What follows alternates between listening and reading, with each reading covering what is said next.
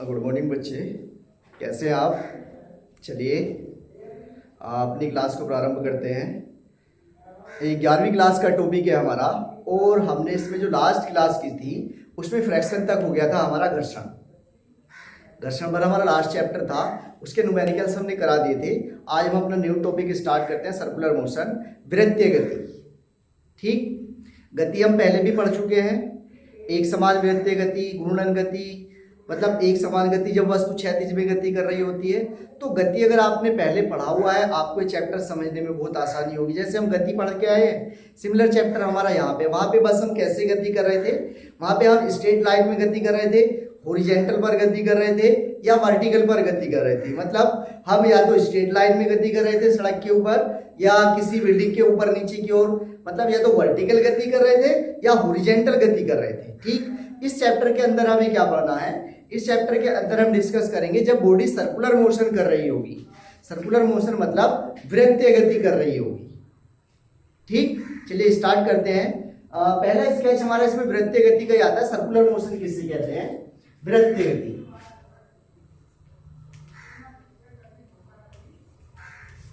वृत्तीय गति, वृत्तीय गति क्या होता है? यदि कोई बॉडी, यदि कोई वस्तु किसी वृत्त की परिधि के अनुदिश, परिधि कहते हैं सर्कमफ्रेंस को, उसे बंद कर दो। इधर देखो, जो बॉडी किसी, देखना ठीक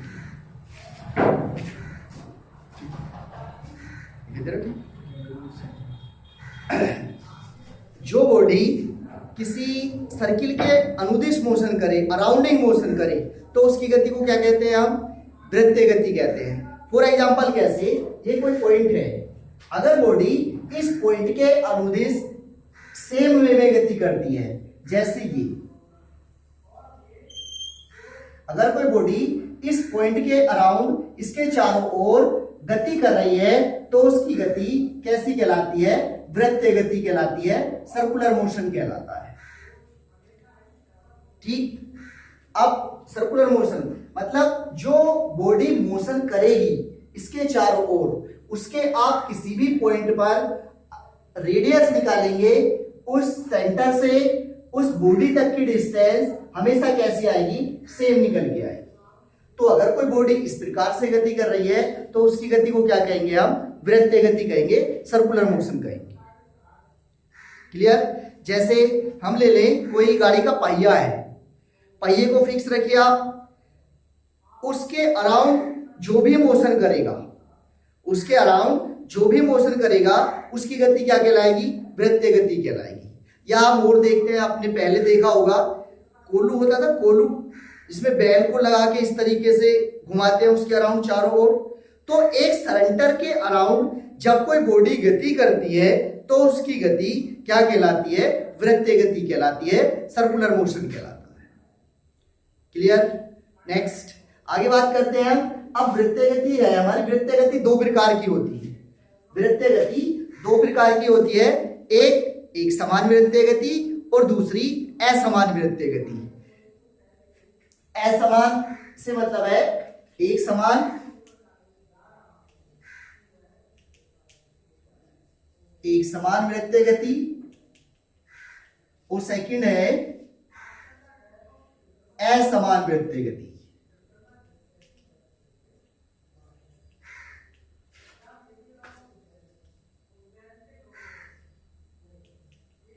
असमान और असमान से क्या मतलब? असमान और एक समान से क्या मतलब है?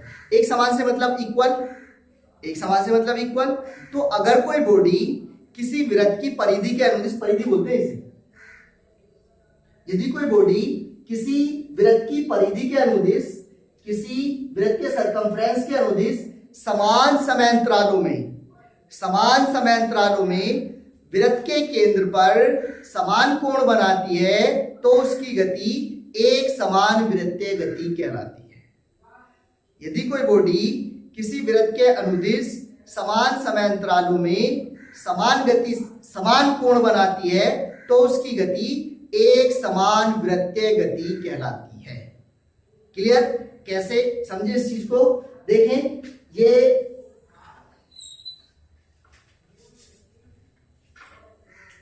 ये है हमारे पास में, ये सेंटर हो गया। सेंटर से बॉडी कहां पर थी, यहां पर है। 1 2 3 कंडीशन ले ली हमने। अब प्रारंभ में बॉडी कहां पे थी, यहां थी, ठीक। उसे यहां से लेकर यहां तक जाने में स्मॉल t1 समय लगा, स्मॉल t1 समय लगा। अब यहां से लेकर यहां तक उसने केंद्र पर कितना कोण अंतरित किया, अंतरित का मतलब बनाना, कितना कोण बनाया, थीटा कोण बनाया, ठीक।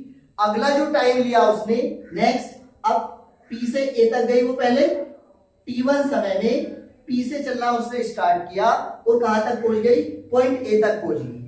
और इस समय में जो उसने सेंटर पे कोण बनाया है, ये वाला कोण, ठीक, ये, और आगे अब उसने फिर से इतना ही समय लिया, फिर से t1 समय लिया और उसने फिर से भी कितना कोण बनाया, फिर से उसने थीटा कोण बनाया, ठीक। तो यदि कोई वस्तु किसी वृत्त की परिधि के अनुदिश समान समय अंतरालों में समान कोण अंतरित करती है, समान कोण बनाती है, तो उसकी गति एक समान वृत्तीय गति कहलाती है।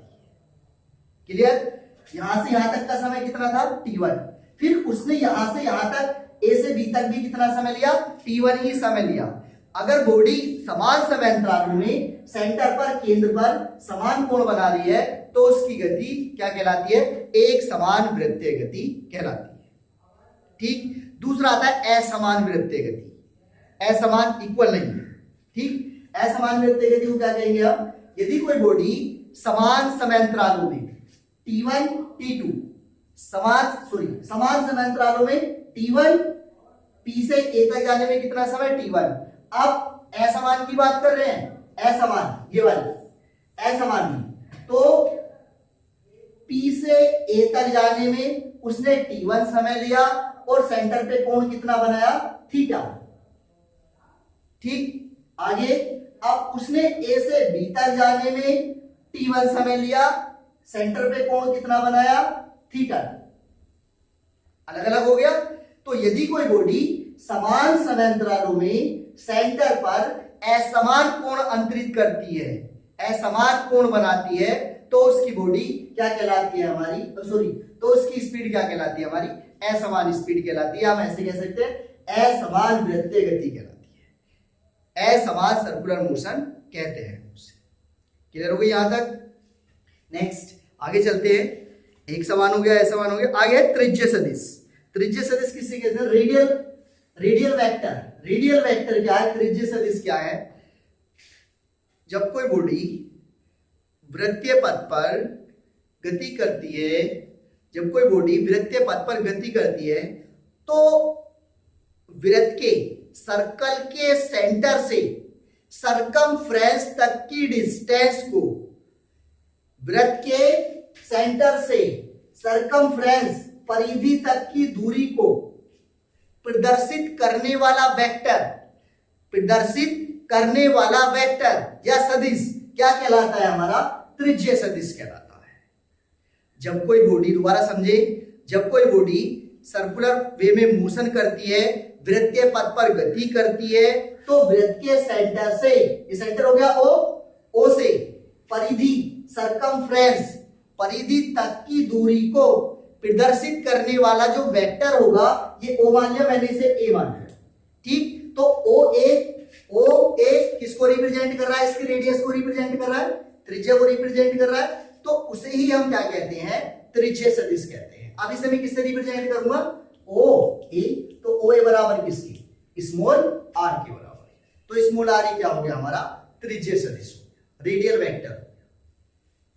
क्लियर? नेक्स्ट आगे, ये नोट्स बना हुआ है, इसका फोटो ले लेना। नेक्स्ट आगे आता है हमारा त्रिज्य सदिश हो गया कोणीय विस्थापन। कोणीय विस्थापन किसे कहते हैं, कोणीय विस्थापन,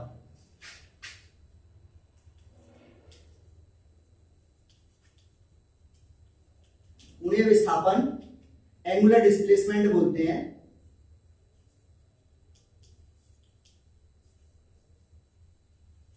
एंगुलर डिस्प्लेसमेंट, कोणीय विस्थापन किसे कहते हैं? देखिए बहुत आसान सी डेफिनेशन है। अगर आपने पहले सर्कुलर स्ट्रेट लाइन में मोशन वाला, गति वाला चैप्टर पढ़ा है, देखा है, तो आपको ये चीजें बहुत अच्छे से समझ आ जाएंगी। बस वहां पे हम स्ट्रेट लाइन में मोशन कर रहे थे, यहाँ पे हम सर्कुलर वे में मोशन कर रहे हैं, बस इतना चेंज है, बाकी सब सिमिलर है। अब चूंकि सर्कुलर वे में मोशन कर रहे हैं तो उसके अकॉर्डिंग हमारे थोड़े से सिंबल चेंज हो जाते हैं बस। ठीक, अब देखिए कोणीय विस्थापन किसे कहते हैं? हमने रेखीय विस्थापन पढ़ा था। रेखीय विस्थापन किसे कहते हैं, दोनों को डिस्कस करते चलते हैं साथ के साथ।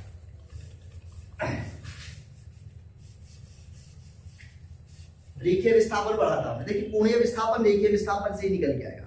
कैसे? देखिए रेखीय विस्थापन कहते हैं विस्थापन का मतलब होता है दो बिंदुओं के बीच की न्यूनतम दूरी को हम विस्थापन कहते हैं। दो बिंदुओं के बीच की जो मिनिमम डिस्प्लेसमेंट होती है उसे हम क्या कहते हैं? विस्थापन कहते हैं। आपको ए बी सी पे जाना है तो दो रास्ते हैं, एक आप यहां से जा सकते हैं, दूसरा आप यहां से जा सकते हैं, सीधे।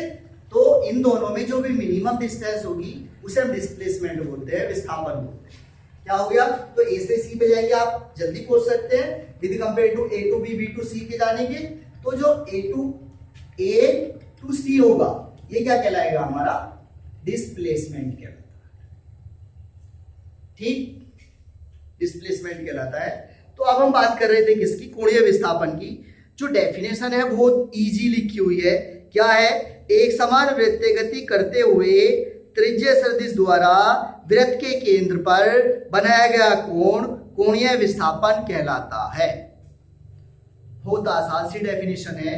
वृत्तीय गति करते हुए किसी कण द्वारा केंद्र पर बनाया गया कोण कोणीय विस्थापन कहलाता है। ठीक, देखिए कैसे। ये कोई बॉडी है, सर्कुलर मोशन कर रही है।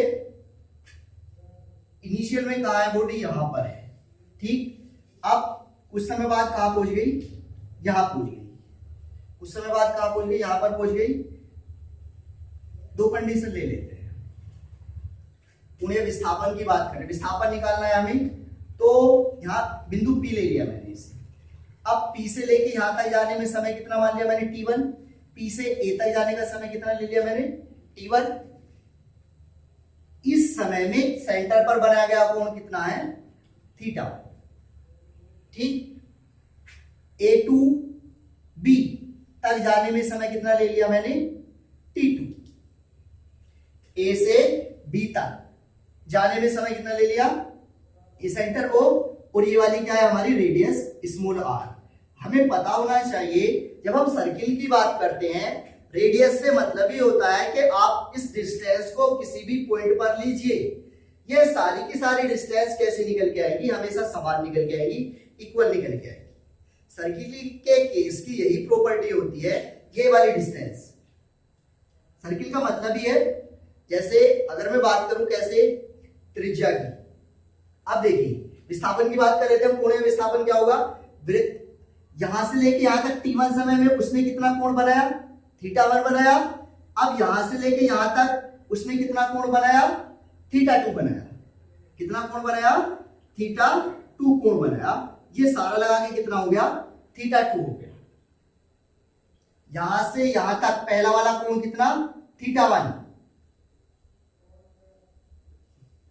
अंदर लेते हैं, पहला वाला कोण कितना? θ2। देखो ये वाला θ1। पी से ए तक जाने में कितना समय लिया? t1। फिर ए से बी तक जाने में कितना समय लिया? t2। और इस समय में उसके द्वारा चली गई दूरी कितनी मान लू मैं? डेल्टा एस मान लू। ए से बी तक जाने में उसने कितनी दूरी तय की? डेल्टा एस दूरी तय की। क्योंकि कुछ वो सरकमफ्रेंस के ऊपर कुछ डिस्टेंस भी चलेगा, मान लीजिए वो कितनी है? डेल्टा एस है। तब कोणीय विस्थापन की परिभाषा से कोणीय विस्थापन क्या कहता है? विस्थापन का मतलब है दो बिंदुओं के बीच की न्यूनतम दूरी। अब दो बिंदु कौन से? θ2। कौन सा? θ2 माइनस θ1। तो मैं अब ये वाला एंगल कैसे निकालूं? ये वाला मुझे पता नहीं है कितना है, तो कैसे निकालेंगे? सारा कितना है हमारे पास में? θ2। नीचे वाला कितना है हमारे पास में? θ1। तो मैं सारे में से θ1 को माइनस कर दूं, ये वाली डिस्टेंस बचती है। सारे में से θ1 को माइनस कर दूं तो ये वाली डिस्टेंस बचती है खाली। और इसमें कितनी डिस्टेंस तय की उसने, डेल्टा एस। ठीक, आगे चलेंगे तो θ2 माइनस θ1 बराबर किसके हो जाएगा, डेल्टा एस अपॉन किसके बराबर, कितनी डिस्टेंस तय की उसने, स्मॉल आर। त्रिज्या कितनी है, स्मॉल आर। तो कोणीय विस्थापन की परिभाषा से क्या आ गया हमारे पास में, कोणीय विस्थापन का, अब θ2 माइनस θs, अब इनकी फिक्स्ड वैल्यू तो हमारे पास में है नहीं भाई, अगर 60 डिग्री होता तो 60 माइनस 30 करके हम निकाल सकते थे आराम से, 30 डिग्री हो जाएगा। अब फिक्स्ड वैल्यू नहीं है तो θ1 माइनस θ2 को मैं क्या लिख सकता हूं, delta theta is equal to किसके बराबर, डेल्टा एस अपॉन आर के बराबर। तो हम ऐसे कह सकते हैं किसी वस्तु का वृत्तीय गति करते हुए कोणीय विस्थापन क्या कहलाता है, रेखीय विस्थापन अपॉन उसकी त्रिज्या के अनुपात के बराबर होता है। ठीक, ये उसकी रेडियस, ये उसकी बाहर डिस्टेंस होगी, उसके द्वारा चलेगी, मतलब ये तो है रेखीय विस्थापन हमारा। अभी बताया मैंने कैसे निकालेंगे, इसमें से किसे माइनस किया हमने तो ये आ गया डेल्टा एस अपॉन हमारे त्रिज्या सदिश जो भी है। हम इसे ऐसे भी लिख सकते हैं, कोणीय विस्थापन बराबर angular momentum is equal to रेखीय विस्थापन, रेखीय विस्थापन, रेखीय विस्थापन को कहते हैं हम linear displacement upon small r को क्या कहेंगे, त्रिज्या, रेडियस। ठीक, तो ये भी इसका फॉर्मूला होता है, कोणीय विस्थापन बराबर रेखीय विस्थापन अपॉन त्रिज्या। यही वाली बात है, बस यहाँ पे उसमें लिखी हुई है नीचे। नेक्स्ट आगे चलते हैं, आगे हमारा कोणीय वेग। कोणीय वेग किसे कहते हैं, हमने कोणीय वेग रेखीय वेग पढ़ा था, रेखीय वेग पढ़ा था पहले। रेखीय वेग किसे कहते हैं, विस्थापन बटे समयांतराल क्या कहलाता है हमारा, रेखीय वेग कहलाता है। विस्थापन बटे समयांतराल, जब कोई वस्तु ऋजु रेखीय पथ पर गति करती है, जब कोई वस्तु ऋजु रेखीय कहते हैं हम स्ट्रेट लाइन, जो सीधी जैसे सड़क है, सड़क पे गति करे तो स्ट्रेट लाइन हो गया हमारा। जब कोई बॉडी ऋजु रेखीय पथ पर गति करती है तो समय के साथ विस्थापन के परिवर्तन की दर, rate of change of displacement is called radial displacement, is called radial displacement या लीनियर डिस्प्लेसमेंट बोलेंगे हम, इसे रेडियल नहीं बोलेंगे, लीनियर डिस्प्लेसमेंट। कैसे कह सकते हैं हम, जब कोई वस्तु ऋजु रेखीय पथ पर गति करती है तो समय के साथ विस्थापन के परिवर्तन की दर क्या कहलाती है हमारी, रेखीय विस्थापन कहलाती है। ठीक, अब हमें क्या पढ़ना है, कोणीय विस्थापन पढ़ना है। सिमिलरली कोणीय विस्थापन है, सॉरी कोणीय वेग है, तो कोणीय वेग में क्या आ जाएगा, बस खाली समय के साथ कोणीय विस्थापन के परिवर्तन की दर कोणीय वेग कहलाती है। वहां पर क्या ले रहे थे हम, रेखीय विस्थापन के परिवर्तन की दर क्या कहला रही थी, रेखीय वेग कहला रही थी। अब यहां पर क्या लेंगे, चूंकि कोण की बात कर रहे हैं, हम एंगल की बात कर रहे हैं, अब बॉडी सर्कुलर में मोशन कर रही है, तो इसलिए क्या हो जाएगा हमारा, रेखीय कोणीय विस्थापन के परिवर्तन की दर को क्या कह देंगे हम, कोणीय वेग कहते हैं। बस सीधा सा है, सिंपल सा है। देखिए कोणीय विस्थापन, जब कोई वस्तु वृत्तीय पथ पर गति करती है तो कोणीय विस्थापन के परिवर्तन की दर क्या कहलाती है हमारी, कोणीय वेग कहलाती है। बस यही डेफिनेशन है। कोणीय विस्थापन को किससे प्रदर्शित करते हैं हम, थीटा से। कोणीय विस्थापन को थीटा से प्रदर्शित करेंगे। अब कोणीय वेग को किससे प्रदर्शित करेंगे, ओमेगा से। ओमेगा देखा है, डब्लू की तरह होता है। देखिए कैसे, ये हमारे पास में ओमेगा बराबर कोणीय विस्थापन के परिवर्तन की दर। कोणीय विस्थापन हमने अभी निकाला कितना था नीचे, delta theta upon delta T. ये हमारे पास में कोणीय विस्थापन किससे प्रदर्शित करते, कोणीय विस्थापन के परिवर्तन की दर को क्या कहते हैं हम, कोणीय वेग कहते हैं। जहां पर हम टी लगा देते हैं अपोन में, इसका मतलब है परिवर्तन जो डेल्टा लगा हुआ है, ट्रायंगल वाला डेल्टा लगा हुआ है, ये चेंज को रिप्रेजेंट कर रहा है, परिवर्तन को ही प्रदर्शित करता है। क्लियर। नेक्स्ट, अब इसका हम यूनिट लेंगे। यूनिट क्या होगा यहां से, इसे क्या कहेंगे हम, कोणीय वेग, angular velocity is equal to कोणीय, इसे बोलेंगे हम कोणीय विस्थापन, कोणीय विस्थापन अपॉन, इसे क्या बोलेंगे हम, समयांतराल। कोणीय विस्थापन बटे समयांतराल किसके बराबर होगा, कोणीय वेग के बराबर होगा। इसका यूनिट लिखूं मैं, मात्रक बोलते हैं, यूनिट किसके बराबर हो जाएगा, थीटा। थीटा का कोई यूनिट नहीं होता है तो क्या रहेगा, ऐसे रहेगा, अपॉन टी। समय का यूनिट क्या हो जाएगा, सेकेंड। तो क्या हो जाएगा, सेकेंड इनवर्स, 1/सेकेंड कह दो या सेकेंड इनवर्स, यह आ जाएगा इसका मात्रक। अगर हम डायमेंशन की बात करें, विमा, विमा किसके बराबर होगी, 1/t। समय को किससे प्रदर्शित करते हैं हम, कैपिटल टी से। डायमेंशन के केस में तो कितना हो जाएगा, t-1। ऊपर जाएगा तो माइनस का हो जाएगा, तो पता होगा जब क्वांटिटी को हम नीचे से ऊपर लेके जाते हैं तो वो चेंज हो जाती है। जो भी उसका सैंपल इनिशियल में होता है, पहले होता है, फिर उसका सैंपल बदल जाता है। आप नीचे से ऊपर लेके जा रहे हो या ऊपर से नीचे लेके आ रहे हो। ठीक, आगे ये हो गया हमारे पास में। अब ये तो हो गया हमारे पास क्या, कोणीय विस्थापन। परंतु हम जानते हैं, वी नो दैट, हम जानते हैं क्या, ओमेगा इज इक्वल टू किसके बराबर होता है, omega is equal to 2n pi के बराबर ही होता है।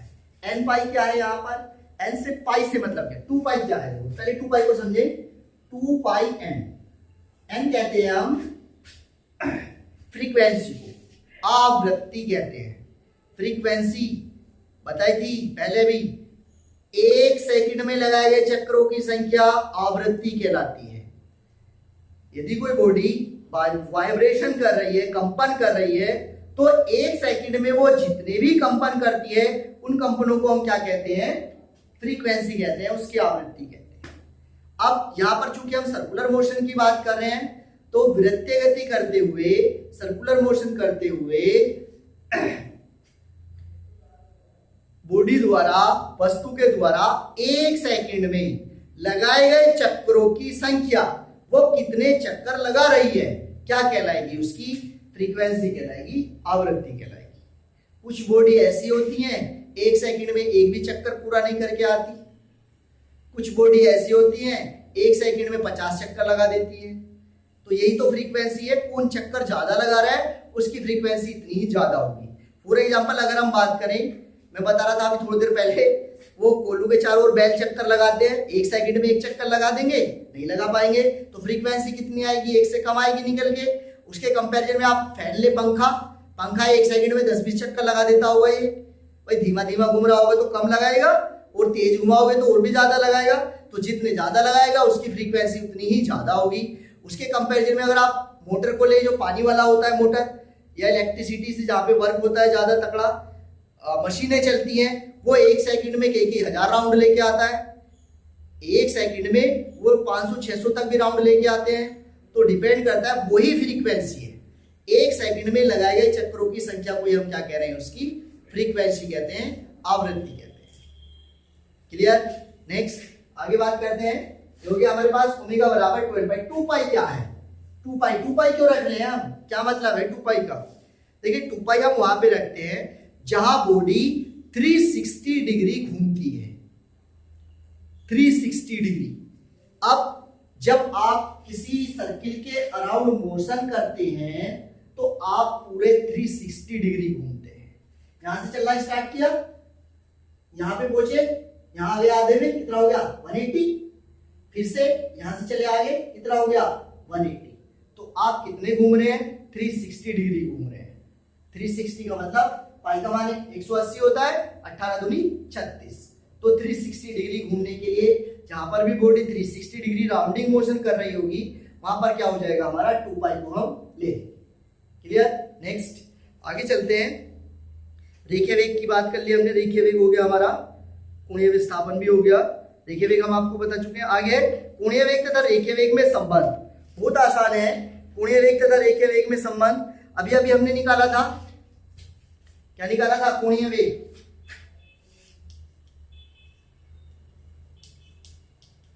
कोणीय वेग तथा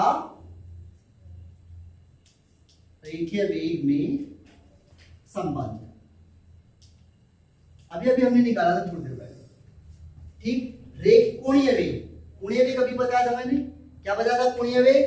कोणीय विस्थापन के परिवर्तन की दर, कोणीय विस्थापन के परिवर्तन की दर क्या कहलाती है? कोणीय वेग कहलाती है। ये बताया था, कोणीय विस्थापन के परिवर्तन की दर क्या कहलाती है? कोणीय वेग कहलाती है। अब आगे देखें, अगर मैं क्या लिखूं, अब रेखीय विस्थापन ले। रेखीय विस्थापन क्या होता है हमारा? रेखीय वेग v बराबर डेल्टा एस ds, या डेल्टा एस ले लेते हैं, डेल्टा एस अपोन में delta T, delta S upon में डेल्टा टी। ये आ गया हमारे पास में। या हम इसे ऐसे भी ना करना चाहें तो उससे कर सकते हैं। कैसे? देखिए, एक और मेथड लिया हुआ है, दूसरे मेथड से करते हैं। जो आपके अमूमन आता तो यही है निकल के, लेकिन यहां से करते हैं delta theta is equal to delta s upon r. ये डेफिनेशन ली हुई है। कोणीय विस्थापन किसके बराबर होगा? रेखीय विस्थापन के परिवर्तन की दर के बराबर कितना होता है हमारा? कोणीय विस्थापन होता है। हमें क्या निकालना है? कोणीय वेग बनाना है और रेखीय वेग बनाना है। पता होना चाहिए बनाना क्या है। रेखीय विस्थापन, रेखीय वेग और कोणीय वेग बनाना है। अब कोणीय वेग के लिए क्या आएगा? अभी अभी बताया था मैंने, तो हमें चाहिए विस्थापन बटे समय अंतराल चाहिए वेग बनाने के लिए। सिमिलरली रेखीय वेग बनाने के लिए क्या चाहिए मुझे? रेखीय विस्थापन बटे समय चाहिए, तभी तो बनेगा। तो मैं क्या करूं, इस समीकरण को डेल्टा टी से भाग देने से, समीकरण नंबर 1, डेल्टा टी से भाग देने पर मैं इसे डेल्टा टी से भाग देता हूं तो क्या हो जाएगा? Delta theta upon delta t is equal to delta s upon delta t into में 1 अपॉन आर। इस 1 अपॉन आर को हम अलग ले लेते हैं, ठीक। ताक्षणिक समय के लिए, ताक्षणिक समय क्या होता है? मैंने बताया था पहले भी आपको क्लास के अंदर।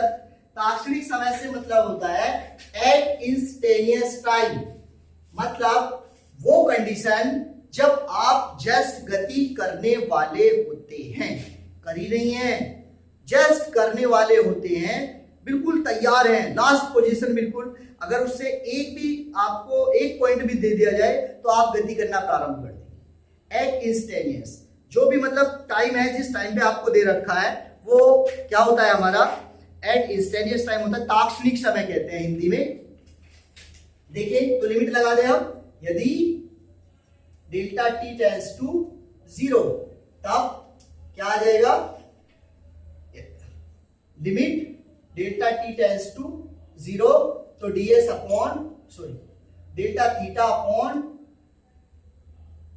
dt is equal to limit delta t tends to 0, 1 upon r को बाहर ले लीजिए, ये किसके बराबर हो जाएगा?